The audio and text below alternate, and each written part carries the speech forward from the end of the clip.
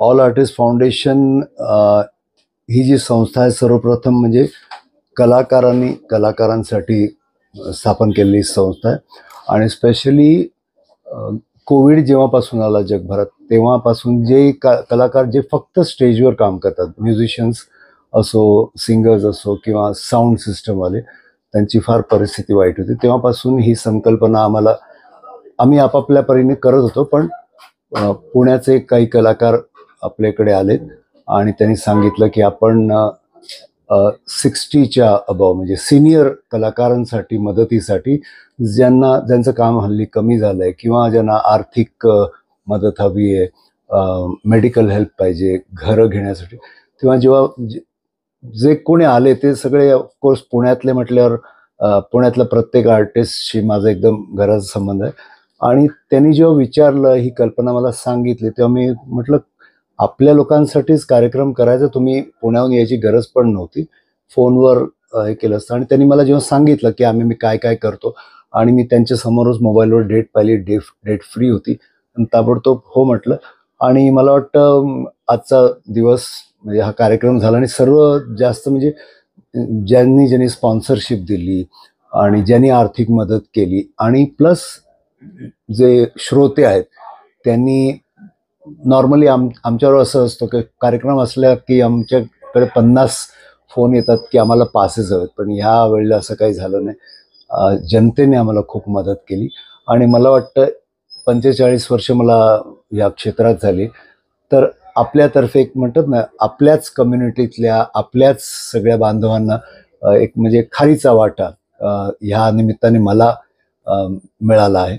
तर मी संदीप पाटील, राशीद, अशोक कुमार सराफ, प्रमोद कुमार सराफ, प्रवीण सराफ, melody makers आणि पुण्यातले जेवढे ऑर्केस्ट्राचे मेंबर्स आहेत त्यांच्या म्हणजे ह्या म्हणतात ना, या संकल्पनेला माझा नेहमी सपोर्ट असेल.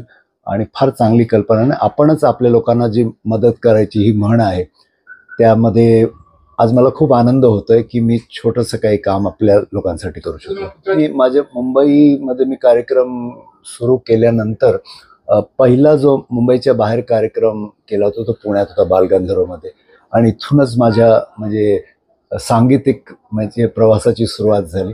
त्यामुळे मुंबईत कसं असतं ना, एका ठिकाणून दुसऱ्या ठिकाणी जायचं असेल तर कमीत कमी 2-2.5 तास लागतात. पण पुण्यात आलं की असं वाटत नाही, आपल्याला वाटतं 10 मिनिटात पोहोचू.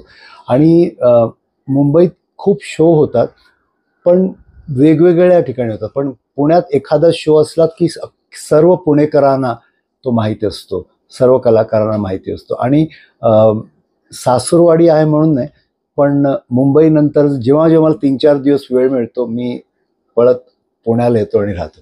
म्हणजे माझं फेवरेट शहर पण आहे.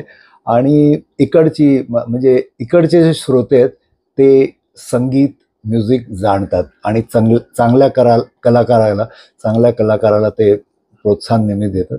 आणि जसं स्टेजवर मी जेव्हा आज आलो तेव्हा मी हा विचार नाही केला की हा मदतीसाठी आहे कोणाच्या, म्हणजे मी कोणावर तरी उपकार करतो असं नाही.